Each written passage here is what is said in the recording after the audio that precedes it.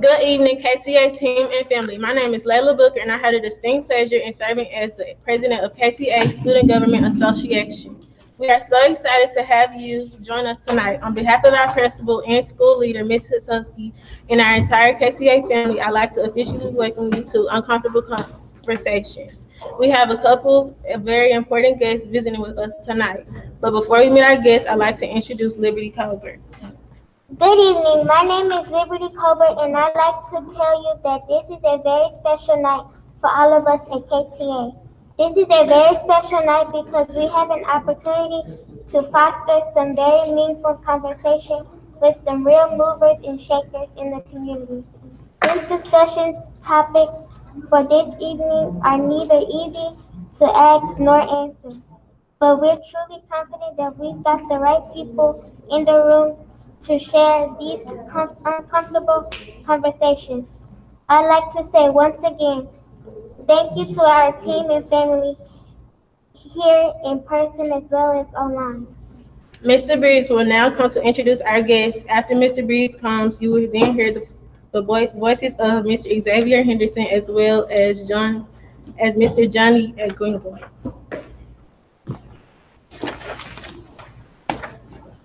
Good evening, KTA team and family. We are absolutely thrilled that you guys are here, either virtually or in person, to have a really good piece of dialogue on some really central issues, really critical and crucial issues that affect our community.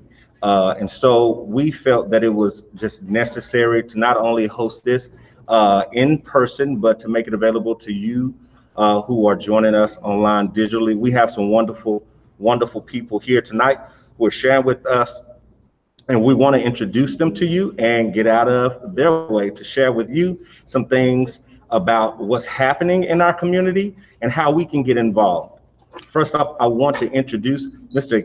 Xavier Henderson. He works with and partners with our community day in and day out. He works with a wonderful organization for Oak Cliff. Some of you who are a part of our team and family here at KIPP Truth Academy are very familiar with him, as he has spent time in education, educating our youth, and now he's expanded his horizons and working outside of these walls, making every effort to make this the best community that he can possible. And also we have with us Mr. Johnny Aguinaga, who is currently running for City Council, Dallas City Council seat for District 4. It is so wonderful to have someone from Oak Cliff who is invested in Oak Cliff, who's coming to share with us on how to make this a better place. So without further ado, I want to yield the floor to both of these two gentlemen. First of all, we want to frame this conversation dealing with some of the issues that really hit home for us. Of course, crime is an issue in this area, and without question, we know that the police can do something about it. And we're asking for these two gentlemen to address those matters, as well as how we can be involved, even in this season of pandemic. So I want to yield the floor to these gentlemen right now. Let's give them a great round of applause.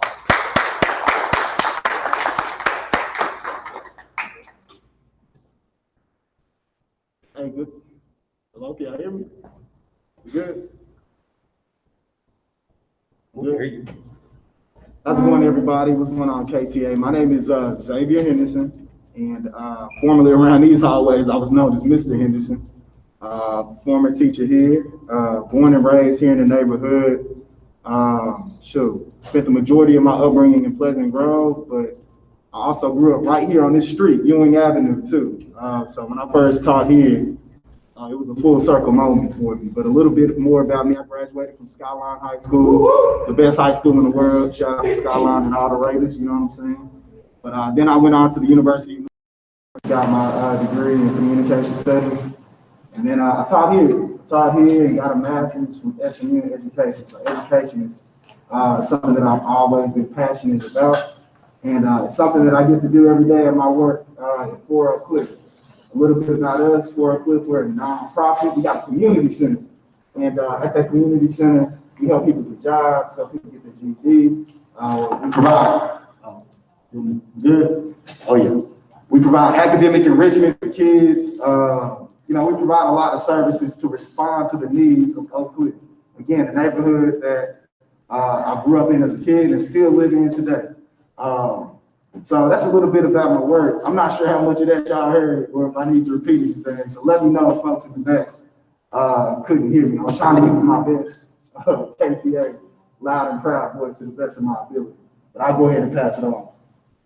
How y'all doing? Thank you for inviting me, KIPP students. This is a big day for y'all because this is what they call the uncomfortable conversations about the police department. I am Johnny Aguinaga, running for City Council, District 4. That is all this area. I'm pretty much local here. I went to Clinton P. Russell, Clinton P. Russell, Boss Story, SOC. So I pretty much rode my bike all through this area before this was even built. So all this is new here, which is good, very, very good for the neighborhood. I've made pretty much my life helping other people. I build for low-income families that are struggling. I make sure that they are with the priority first of housing. I help also homeless. I'm a homeless activist, and I make sure if I can do something for them, if I can help them in any way, I do. I've done that for many, many years, and this is my passion. I help people, and also I am in the kind of like the crime fighting activist, if you will. I do help close down many of the drug houses that are around this area, but you never see the news. I would never put it out there, but I am a crime fighter, if you will. So all this has led me to run for city council because all this is what's needed in this neighborhood. So I'm Johnny Aguinaga, running for city council, District 4.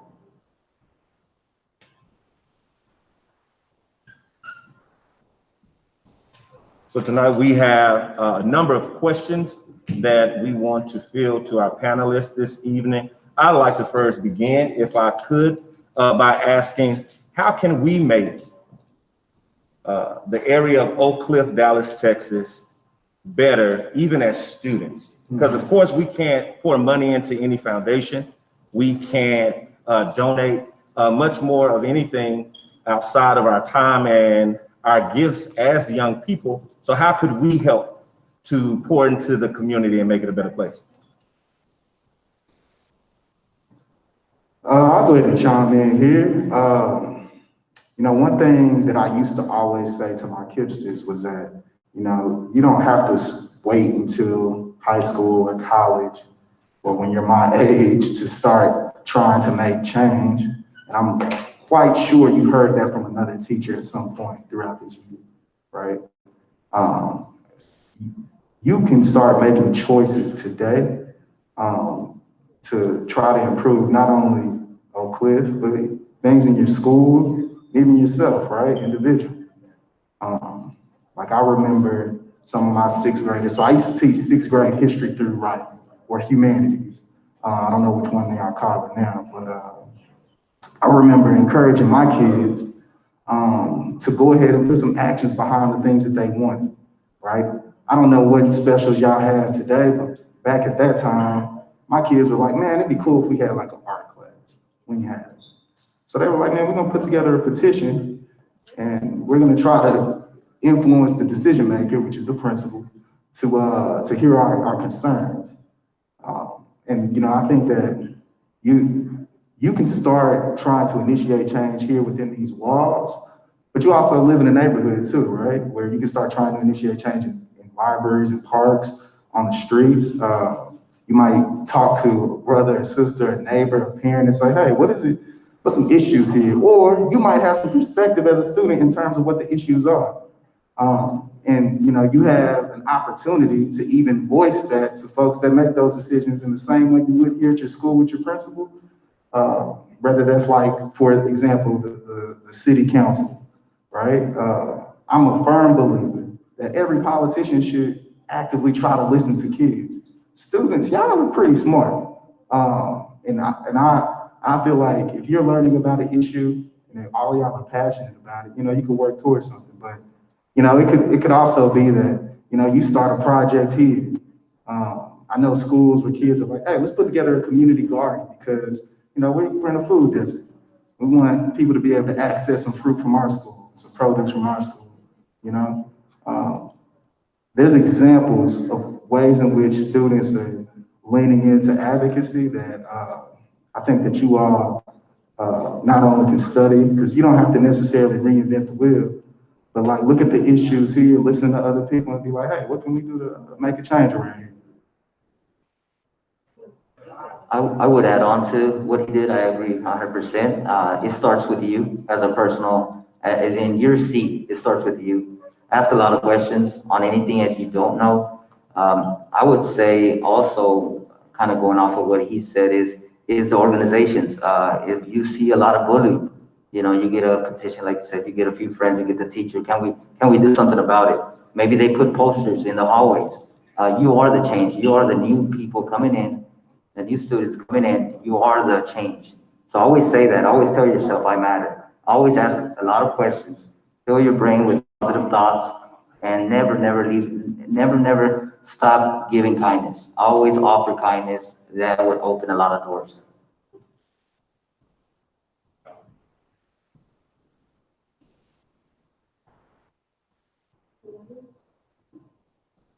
Can you hear me? A little bit. Okay. Hello, my name is Kylie Warren, and I'm in 7th grade. And my question is for Mr. Johnny, and I would like to ask you, what would you do to help the police accountable for their crime or things that they do that are illegal? That's a good question for it. Yes, that's a good question, and pretty smart. Okay, so it starts, this is a seat that a city council should have to hold them accountable. All the issues that we have here in South Oak Cliff are mostly what we face nationally, but let's keep it local. I would hold them accountable to anything they do. We know that they have issues, but as a council, we are sort of like their manager supervisor. We can call their attention. We can find out what happened on a pullover. Anything that has to do with our local constituents, we can find out. But I'll go a little further. We know that we already have issues with them, so I would try to bond them. I know there's a negative perception of our neighborhood, but it's not really like that, because when I speak to these students, when I speak to the neighbors, it's like a happy family. They invite you in the house. So we just have that negative perception. So I would have to work with the new chief of the police, Eddie Garcia, and help them get off their car, get off and shake the hands of the people in the parks. Try not to pull over a car and take them out of the car. Why don't you talk to them? Why don't you treat him like they treat us in North Dallas? So I would look at all them angles and make sure that they get off their car and shake our hands. Something simple. Get out your car and shake a hand.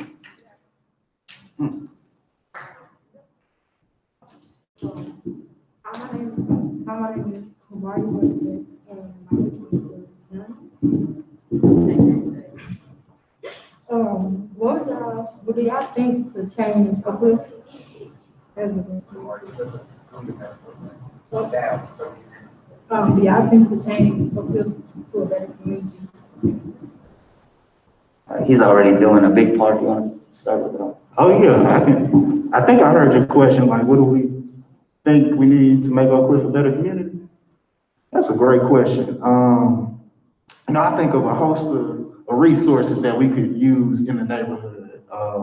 I talked a little bit, about produce and fruit, right? Having a lot more grocery store options would be nice, to have some healthy food options. I remember one of my 6th graders was like, man, the only thing that store sell up there is hot Cheetos. Now, he was exaggerating a little bit, but I was like, yeah, you're right. They're lacking some stuff compared to some other grocery stores, right? Another thing that I think about is access for young teenagers and doing things. Like I was in Chicago once, and they have this organization called U Media, and it's like in all their libraries, kids can explore arts, graphic design, music production, rap. It's built into the library. I don't know how many of y'all, but when I was teaching, everybody was like, man, I want to be a rapper, mister. I want to produce. I was like, man, okay, that's cool. Where can we rap around here? Where's the studio?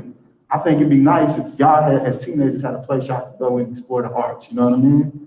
But further than that, beyond that, in terms of like the things that like we're doing at Oak Cliff, we're helping people get GEDs, right? And in our zip code of 75216, we found that only 40% of adults that are 25 and up have a GED or high school equivalent. And as you can imagine, it's probably, or it's not even probably, it is hard to navigate getting a job, doing a number of different things when you don't have that, right? So we partner with some organizations to bring a GED class, right? So I think of resources like that when I think of a neighborhood that's been disinvested in like ours, where it's like, we need more resources. We need things for our libraries. We need things for our parks. We need adult education opportunities, jobs. You know, the list literally goes on. So I'm thinking about some of the work we're doing. I keep talking about parks too. There's a lot of research that talks about the benefit of having a lot of parks and green space and what that does for y'all as kids, what it does for us as adults. It has a huge impact on everything from our learning to our happiness, to our future, right? We should have some very cool, accessible parks. And you know, nothing makes me more mad than when I go to certain parts of North Dallas and I'm like, dang, this is a nice park. Dang, why don't we have this in Oak Cliff? You know what I'm saying? So I would always have that frustration, even when I was y'all's age. I'd be on Ewan, driving down Marcellus to Ledbetter. Then I go to North Dallas, head down North Park, or go down Royal Lane. I'm like, man, it's so dramatically different, right? And I remember that being frustrating. So when I think about Oak Cliff, I'm like, we need infrastructure resources. And you know, it's got to start. It's got to happen. You know, I feel like we need that immediately. Hi, my name is Nella Freeman, and I'm in 8th grade. My question is for Mr. Johnson. What are your thoughts on police brutality? I'm totally against that. This is something that we were speaking of when here we can talk about this neighborhood. When you see a pullover, I kind of stop by and kind of glance and see if I can record something, because that's always an important thing to do, is record something. You can always delete it. But the police brutality is not accepted. It should not. It's not humane. It's not nice. Coming back to what I was talking about, when they pull somebody over here in South Oak Cliff and they take them out their car, that's already a hostility. It's already boiling. So for the driver, he could be upset. He probably got fired. You know, he's anxious. The police officers kind of look at that like he's resisting, but he may have a bad day, like I said. So the police brutality is not needed. They can talk to folks on our side here in District 4 like they can in any part of Highland Park or anywhere else. So I am totally against it. If I sit down on the city chair on the council, that's going to be one of my objectives, is make sure that these are held accountable. Whoever has done something in the past 3 or 4 years should be investigated as well. So they can have what we call accountability, so they won't think they can keep doing this over and over, especially in this area. My name is Joe, and my question is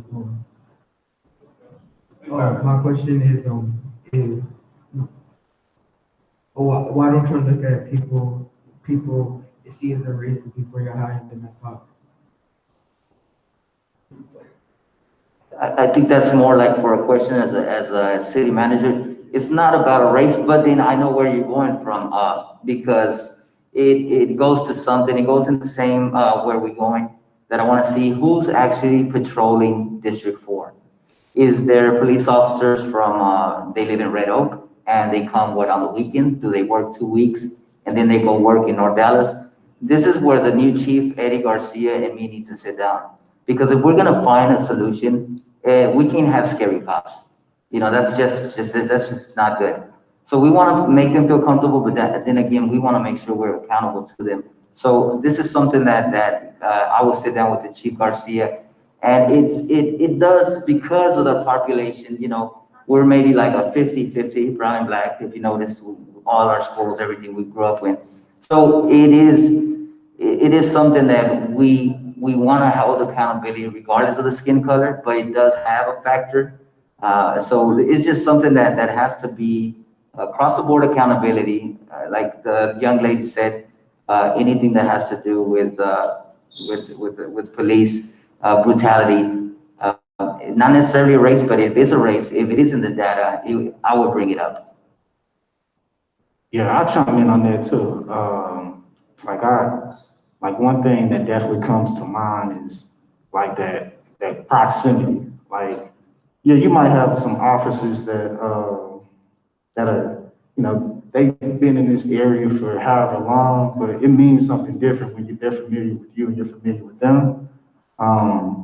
Like you asked that race question, I think the whole institution of policing needs to be flipped, right? Because there's been a number of times, and the majority, they've been white officers, but I've had a number of officers talk to me with hostility. And to his point earlier, it's like, man, if I was a white guy in Highland Park, you wouldn't talk to me like that. I'm already being treated as if I'm a criminal. And to me, like that proximity matters. Like getting out the car, like he was saying, like every Wednesday we give out fresh produce, right? We started this food giveaway on Wednesdays, and we put boxes of produce in people's cars. And I've seen a squad car just sit in the parking lot. Nobody gets out, says hello. Nobody helps and lifts a box. Nobody comes and just says good job. And I'm like, man, if I'm a community police and I have that orientation, I might just go say hello to somebody. You know what I mean? I might interact with some neighbor in the line, and that's where I think that disconnect is. Like you can talk about racism and learn about the glossary and the terms, but like if you still aren't interacting with the people in the community, you don't know anybody, and that shows up on the way I think some of them treat. And some you can tell there's a difference when it's like, oh, you operate with the neighborhood because I know you. There's an officer that comes to mind that I know because I've seen him a lot. There's another an officer who I've seen both in multiple spaces where I'm like, oh, you're trying. And it's just a noticeable difference. But I just ask a question. Hey, hi, I know my name is Gary. I'm from the 8th grade. And my question is for y'all, how do y'all feel about the little kids that want to be gang I would say don't do it. There's enough movies, there's enough old gangsters here in this neighborhood that would tell you that they lost 15, 20 years of their life over a fight, it could have been over a pencil. It's not worth it. Whoever's trying to gangbang in this year will get caught eventually, and you're looking at 5, 10, 15 years. So whatever gangs they're trying to commit is not really smart at all. Like we spoke earlier, and I spoke to you, the best thing you can do is trying to get, which you're going to go to SOC, focus on your credits. Focus on your credits. Get them credits in your high school years so you advance 2 years in your college. Focus on positive things that we were speaking of. But directly to a friend that wants to join, like I said, positive thoughts. Tell them, hey, what's on your mind. Kind of fill them out and be the friend that wants to pull him out of that where he's going. And if you need help from a counselor, I'm pretty sure they have counselors here. Sometimes reaching out for a counselor for a friend is a good friend. For me, I've had this conversation with not just a former kidster, but a student too. And one thing that I always say is, I could understand. It depends on the age, for one. But I think it definitely depends on the age, the way I would explain it. And of course, I'll be like, hey, that's not going to help you in the way that you might think it is down the road. In fact, it could be very detrimental to your future. But another thing too, when I'm talking to a high schooler or an 8th grader like yourself, I would ask you, like, who's Tukey Williams? And then, I see your reaction. And I was like, what, have you read his book? Like, you have. That's interesting. And I would have a dialogue around, like, just the history of the impact of what Crips actually started with and what they meant at one point, and what crack did to our communities, and the impact of that. But ultimately, I would try to steer that student away while having a history lesson. Again, I was a history teacher, so yeah, that's where I go.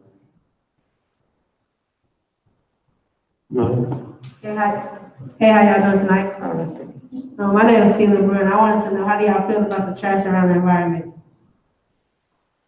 Question. Are we keeping it local or environment? Sure. Can we keep it local? I'll start it. Yes. Yeah, we're running for District 4 is my pet peeve. You know what's a pet peeve? Like it gets on your nerves? That one right there. There's this, as a city council, you look out for the trash. I mean, I've seen it. I've seen councils just send trucks to go pick up the trash. My thing is, District 4, South Oak Cliff has always had trash since I was your age.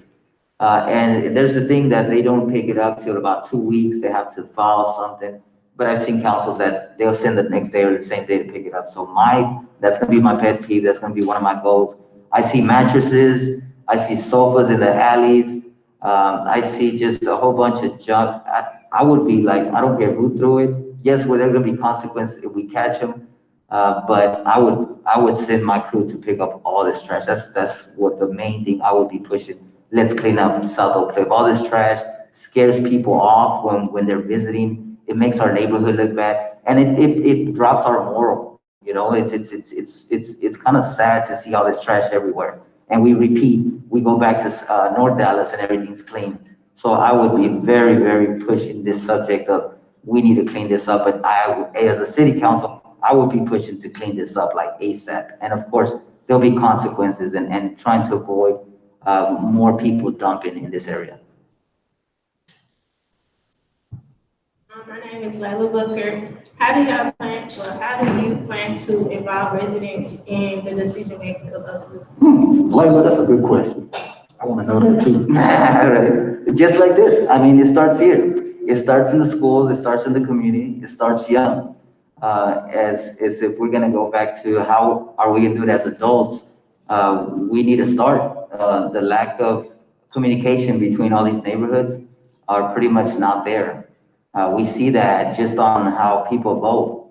So it's going to be a lot of community organizations, the parks, like you mentioned. It's a big goal to have a center for each neighborhood so they can be comfortable, they can join, meet, exchange numbers, have communication. We need a lot of communication that's lacking. I know we kind of stood back, we kind of mind our own business in District 4, but now it's time to come out, time to share a number, time to be community active. Hello, it's me, Kyle again. My question is for Johnny and Xavier, Mr. Johnny. I would like to ask, how can me as a kid, sir, as a child, change my community and let my voice be heard? I'll try, man. I think y'all, people should be listening to y'all, right? I think y'all as students have a huge perspective into solutions. I've experienced that students of y'all's age are the most creative, more creative than a lot of adults. So I think, you know, you all can do a number of things. You might write, if that's your gift, you might, you might want to be a muralist to depict the change that you want to see, right? You know, we talked a little bit about a petition. Sure, you might want to organize and protest, you know? You don't necessarily have to stop. But thinking about local elections from city council to school board, district attorney, et cetera, like, I don't think it hurts for y'all to have more moments like these, right? If you know a race is coming up, talk to some of y'all's teachers. They obviously are down to help y'all. Like, hey, let's hold a town hall here. I want to hold these city council members that's running accountable. Right? I want to see how they're going to prioritize my student perspective and voice. And granted, I'm not 18 and I can't vote yet, but my parent can, and my neighbor can, my auntie, my tia, my abuela, my papa, they can vote. And I guarantee you, it'll mean something to you for the ones that do show up and the ones that don't. Like, I think it'd be powerful if y'all started organizing and hosting some town halls up here and ask them tough questions that y'all are asking us to every elected official, especially around police brutality. And they ask the right questions too, the right questions.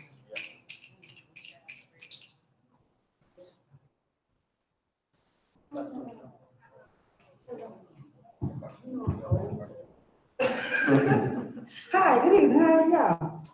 I'm a big Kirsten here at KTA, and I have a question for Mr. Johnny. With everything going on with the police brutality and everything, how are you guys changing the situation with training the new coming in policemen as well as like former policemen that you already have? Like, have you thought about different training or like some kind of training to help them with de-escalating the situation instead of just like getting mad drunk first and going to complete negative? Correct. We kind of talked on that subject. Well, there's a new policy that was done for the city council, and that's training our officers to de-escalate. Even though we have a policy as councils, if sitting on the chair, we have to make sure they follow through. And born and raised in this neighborhood, we know the hostility from the police officers. So my input would be very important there, because I would be like, no, they do this. We need to stop them from do this, or I need to suggest this. So being from here, knowing, seeing, born and raised here, I think we have the experience to sit on that chair and tell them what they need to be doing or what they don't need to be doing. Just the overall, just so there won't be that hostility, like you said, they might be scared, so they need to be introduced to the neighborhood for the first time. I want to build on that too, even though you weren't asking me, but I used to sit on the former Chief Hall, she used to have this community advisory board. I sat on it, and they had their own internal training. But even with us, I'm a former teacher. Sometimes we bring in external consultants to walk us through things, right? We should really have departments that bring in folks, especially even teachers who de-escalate stuff all the time. You know what I'm saying? So I think that there's a role for departments to really figure out critically who's teaching this, because we don't just let anybody come in the classroom and teach kids. You know what I'm saying? So I need to ensure that the people that are coming in training understand racism, understand systemic oppression, and can understand the way in which it's manifested in policing, right? And I think that training conversation, it usually stops and we let them off the hook when it's like, oh, we got somebody. Who doing it? What's the curriculum? What's the scope and sequence? What's the objectives and all that? You know what I'm saying? Police will be able to do what? You know what I'm saying? So I think that we gotta hold them accountable on that too. All right, I would like to add on.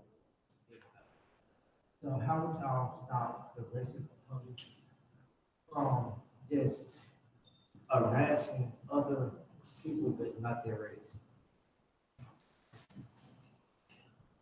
That's a good question. Yeah, that's well, I mean, it goes back to what we're speaking of, accountability. You want to say something? I was just going to repeat the question for him. Jalen asked, how are you going to remedy or halt the issues of police brutality when it comes to racial violence? Just sitting as a city council, our job is to hold everybody accountable, every department there is. And again, it goes back to the passion that we have here in District 4. It can be raised in many forms. It can be raised in a petition.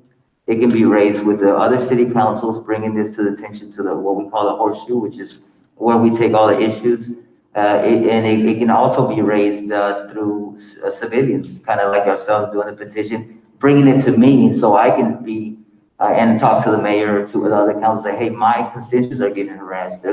What are we going to do about it? So there's different forms. So if I ever sit on the city council, that's one of our priorities is get the community involved. I want to hear from them and then find a solution. I got a quick one too. I think it's important to hold the department accountable through their budget as well. I sit on the Dallas Public Library Board and represented D4. And one thing that I've been frustrated by is that we've cut a number of positions, things around like early childhood education that the libraries could do to help kids achieve their kinder readiness, right? Achieve those early learning things. And when I look at the public safety budget, it completely dwarfs. Like I just need, a few more million for the library so we can hire a few more positions, bring in some new technology. We gave out those Wi-Fi hotspots.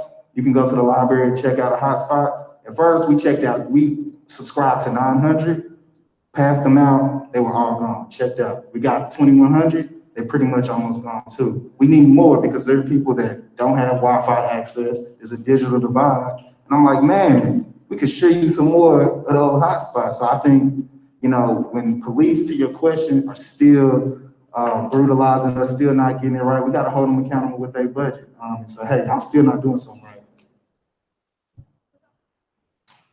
I just want to ask for the audience to give these gentlemen a great round of applause.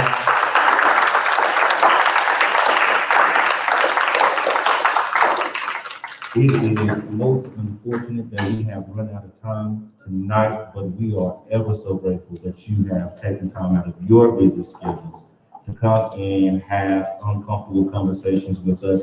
We do wish you all the best, and we look forward to partnering with you in whatever way that we can as a middle school to make Oak Cliff better. I'd like to give you all closing remarks, and then we'll be done.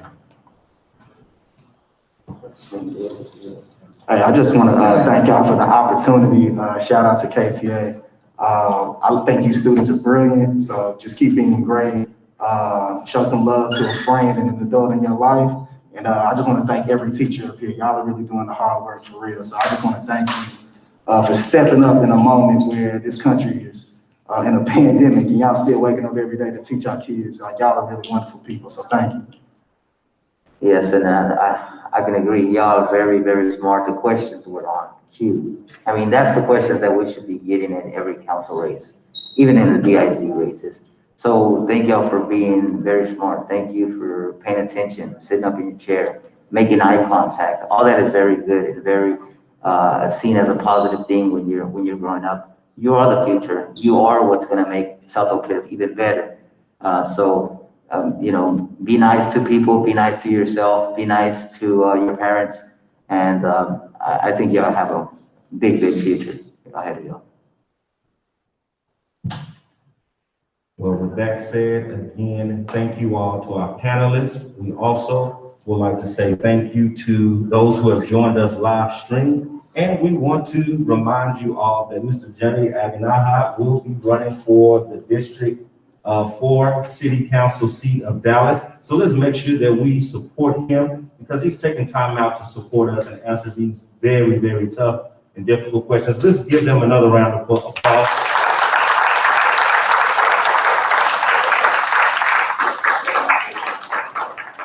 Again, we want to say thank you and God bless you. Y'all have a good night.